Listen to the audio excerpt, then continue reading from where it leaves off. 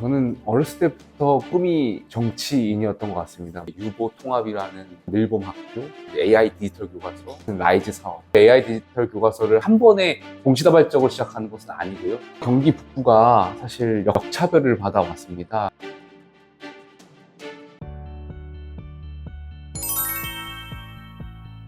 저는 어렸을 때부터 꿈이 이 정치인이었던 것 같습니다. 포천이라는 곳에서 크면서 어렸을 때 저희 지역에 이한동 총리라는 큰 정치인이 계셨어요. 이한동 총리 같은 사람이 되라는 말씀 많이 주셨었고, 결정적인 계기가 된 것이 이 미국 드라마 중에 웨스트 윙이라는 드라마가 있습니다. 거기에 이제 가상의 바틀렛이라는 대통령이 나옵니다.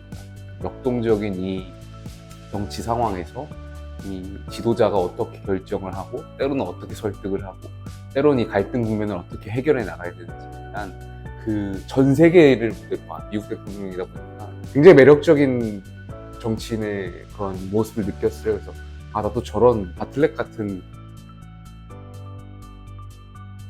경기 북부가 사실 많은 지역이 인구 소멸, 인구 감소 지역이거나 혹은 인구 감소 관심 지역입니다. 그러다 보니까 이분들이 떠나는 이유 중에 하나가 아이를 키우기 어려운 환경, 서울이라든지 다른 경기 남부에 비해서 보육에 대한 인프라가 부족해서 떠나겠다라고 하시는 분들이 많거든요. 인구도 늘고 또 지역 경제도 이끌고 또 살기 좋은 도시로 만드는데 가장 큰 중점은 전 교육에 있다고 생각해요. 그래서 교육위원으로서 뭐 여러 가지 국책 사업들이라든지 국가적인 현안들도 관심 있게 보겠지만, 경기 북부의 전반적인 교육 환경에 대해서도 관심을 갖고자 지원하게 되었습니다. 인식을 좀 많이 바꾸고 싶어요. 그러니까 교육한다라는 것보다는 이제 학습한다라는 좀 그런 인식을 넓히고 싶어요. 대한민국도 글로벌 중추국가에 들어갔고 어떤 특정 연령에서만 교육하는 것이 아니라 평생 전주기의 그런 학습을 위주로 저희가 자유롭게 얼마든지 공부하고 배우고 전 인격적으로 성장해 나가는 그런 문화를 좀 만들고 싶습니다. 2025년이 굉장히 교육에 어떻게 보면은 중요한 해입니다. 영유아 학생들한테는 이제 유보 통합이라는 정책을 펼칠 거고요.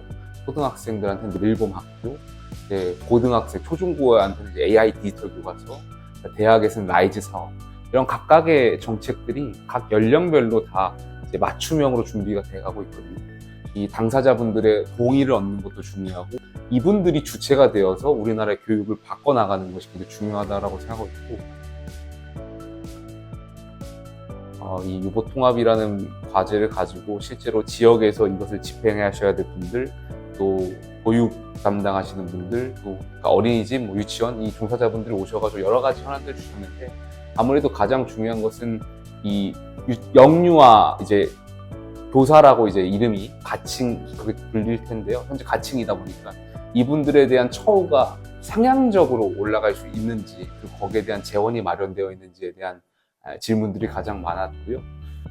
도태되는 기관들이 발생하진 않을지에 대한 우려, 어린이집과 유치원에 대한 직종 간의 크고 작은 갈등들이 오랫동안 있었던 정부가 완만하게 해결할 수 있을지에 대한 어떻게 보면 관심, 우려 이런 것들도 있었고요. 이 어르신들에 대한 일자리와 연계해서 이 어르신들이 아이를 키웠던 경험을 가지고 이 유보통합에 좀 잘 녹여내서 아이를 키울 수 있는 그런 여건들을 조성했으면 좋겠다라는 아이디어를 주셨던 적도 있고요.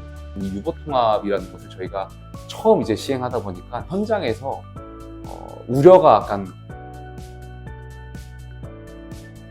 AI 디지털 교과서가 저는 여태까지 우리가 하지 못했던 개인별 학습, 수준별 학습을 이뤄낼 거라는 자신감은 저 갖고 있습니다. 그리고 우리나라가 가야 할 방향이라고도 생각해요. 다만 여기에 대해서 학부모님들 또 학생분들 우려가 큰 것도 알고 있습니다. 일단 개인정보를 잘 지켜줄 수 있을 것이냐, 이 태블릿 PC라든지 정보기기에 노출되면서 자칫 이것이 학습력 저하로 이어지지 않을까? 다만 저희가 내년부터 AI 디지털 교과서를 하는 것이 한 번에 동시다발적으로 시작하는 것은 아니고요. 준비된 교사분들이 이것을 한번 써보시고 너무 AI 디지털 교과서에 대한 장점, 조금 전에 말씀드렸던 그런 것들이 우리 학생들한테 잘 녹아내린다면 저는 점점 더 확대가 돼갈 거라고 생각해요. 학생분들이 주도적으로 학습하는데 역할할 수 있도록 저희 교육위원들도 노력할 수 있도록 하겠습니다. 교육발전특구의 가장 핵심은 지역별로 맞춤형, 그 지역의 특색에 맞춘 교육 정책을 녹여내는 거라고 생각해요. 포천은 인구 감소 관심 지역이고 또 여러 가지 포천이 갖고 있는 애로사항들이 있습니다. 그래서 포천이 이제 경기도에서 다문화 인구가 많은 지역 중에 하나입니다. 아마 안산 다음으로 높은 랭킹에 있는 것으로 알고 있고요. 그만큼 이 다문화를 가지고 교육에 잘 융합시키는 것이 중요하다고 생각해요. 샐러드볼 정책을 피는 거 굉장히 중요한데 그 샐러드볼 정책의 일환으로 교육발전특구의 다문화를 녹여내는 게 굉장히 중요하고 많은 다문화의 다양한 문화와 다양한 언어를 쓰시는 분들이 여기서 같이 문화적인 측면을 공유하고 우리 원래 여기 본토에서 쭉 컸던 학생들도 이 학교를 졸업하면 아시아의 많은 다문화 언어들 한 3, 4개 정도를 익혀서 또 졸업할 수 있게 하고 포천이 장점적으로 내세우려고 하는 기술하고도 교육하고도 잘 접목시켜가지고 좀 많은 지역에서 많은 학생분들이 오고 싶어하는 그런 학교를 만들고 싶은. 그동안 경기 북부가 사실 역차별을 받아왔습니다. 결국엔 수도권 정비법에 묶여서 경기 북부도 투자를 받지 못하고 오히려 이제 비수도권 지역의 지역균형 발전에 의해서 투자를 받는 경우가 생기다 보니까 수도권에 있는 경기 북부들이 역차별을 받고 있는 문제들이 생기고 있습니다. 이 법안이 통과가 된다면 경기 북부의 인구 감소 지역이라든지 접경 지역에 해당되는 부분들도 그동안 차별받았던 부분을 좀 보완할 수가 있을 것 같고 자체적으로 이 지역에 계신 학생들이 각 지역의 그 지역별 학교에 지원해서 지역 맞춤형 인재로 또 클 수 있다는 장점이 있어서 꼭 필요한 법안이라고 좀 말씀드리고 싶습니다. 아무래도 인구 감소 지역이 많다 보니까 휴교를 하거나 폐교를 한 학교 시설물들이 있습니다. 폐교가 방치되어 있는데 이것을 좀 교육청과 지자체가 완만히 협의를 하셔가지고 이 폐교를 좀 지역 맞춤형으로 활용할 수 있는 방안에 대해서 적극적으로 좀 검토해 주셨으면 좋겠다는 말씀을 드리고 싶어요. 각 지역마다 특색이 다 다르기 때문에 이 폐교를 좀 방치하지 말고 좀 적극적으로 교육청과 지자체가 이 폐교를 활용할 수 있는 방안에 대해서 머리를 맞대 주셨으면 좋겠다는 말씀을 드리고 싶습니다. 지역 의료 체계가 서울이라든지 도시 번역에 비해선 좀 열악한 부분들이 많습니다. 결국에 의료 개혁의 목적도 이러한 의료 격차를 해소하기 위한 거였잖아요.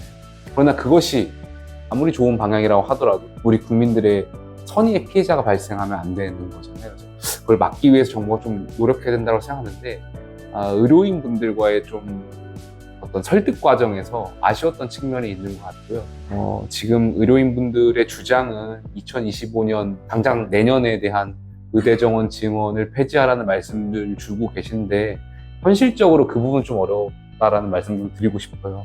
의대 정원 증원의 계획을 이미 올해 초에 들었던 학부모들과 수험생들이 여기에 맞춰서 1년 동안 진행된 교육 과정들이 있었을 거고 하루아침에 정부 정책이 바뀔 수 없는 거니까 2025년 돈은 어렵다라는 것을 의료인분들도 같이 이해해 줬으면 좋겠고 다만 정부나 여당에서도 26년에 대해서는 원점에서 다시 의료인분들과 논의하겠다는 말씀 드린 바가 있잖아요.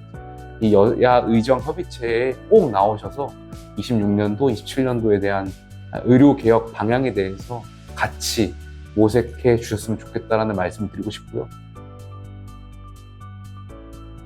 텔레그램이라는 특정 업체에서만, 특정 메신저에서만 이러한 딥페이크라든지 뭐 마약이라든지 이런 것들이 많이 자주 발생할까에 대한 의문점이 있었던 것이죠. 결국에는 텔레그램이 이러한 악성 범죄에 대한 정보를 경찰 측의 수사기관에 협조하지 않기 때문에 이 마약이나 딥페이크를 쓰시는 분도 그걸 알기 때문에 그것을 악용하기 위해서 텔레그램을 통해 가지고 이런 것을 계속 던져나가게 하는 거잖아요. 앞으로 이제 우리 수사 당국에서도 이 마약이라든지 딥페이크 관련해서 텔레그램의 정보를 요청하고 또 텔레그램이 그런 악성 그런 범죄에 대해서 정말 우리 국민 누구나 피해자가 될 수 있는 이러한 잔혹한 범죄에 대해서는 정보를 제공하겠다라는 식의 답변을 받은 걸로 알고 있고요. 부다페스트 협약에 저희가 가입하게 될 텐데 그 협약국 당사국들끼리 이러한 공조를 할 수 있는 부분, 텔레그램에 수사를 협조할 수 있는 부분에 대해서 방안을 잘 마련해서 녹여내는 것이 중요한 것 같습니다. 저희 포천시 가평군 주민들도 젊은 의원이 저를 뽑아줬던 이유 중에 하나가 22대 정치 국회는 한번 바꿔봐라 라는 기대감이 있으셨을 거예요. 지금 약 한 3개월 정도 소화하면서 그 바람에 좀 못 미치는 것 같아서 죄송하다는 말씀을 드리고 싶고요. 대한민국이 처해진 환경과 또 우리가 처해진 환경을 바꿀 수 있는 힘은 이 정치에 있다고 생각합니다. 많은 시민들 또 국민들 이 정치에 대해서 실망하지 마시고 관심을 계속 가지고 계시면서 더 좋은 정치를 할 수 있도록 때로는 꾸지도도 주시고 또 때로는 칭찬도 해주시고 하면 우리 사회가 조금 더 나아지는데 역할할 수 있지 않을까 생각합니다. 더 에듀도 이 22대 국회와 함께 성장한 것으로 알고 있습니다. 저 역시 22대 초선으로서 더 에듀와 함께 이 교육위원으로서 같이 대한민국의 교육 정책에 대해서 고민하고 또 어떤 그러한 논의의 장을 모색할 수 있는 역할을 같이 함께 했으면 좋겠습니다. 유보통합, 또 늙음학교, AI 디지털 교과서, 또 라이즈 사업 이러한 많은 사업에 있어서 많은 구성원들의 다양한 의견들이 있을 텐데요. 더 에듀가 그러한 공론의 장을 또 열어주시고 또 교육위원으로서 그러한 공론의 장에 자주 참여해서 우리 정책이 좀 좋은 정책으로 이어질 수 있는 역할을 할 수 있도록 하겠습니다. 더 에듀도 함께 해주십시오. 감사합니다.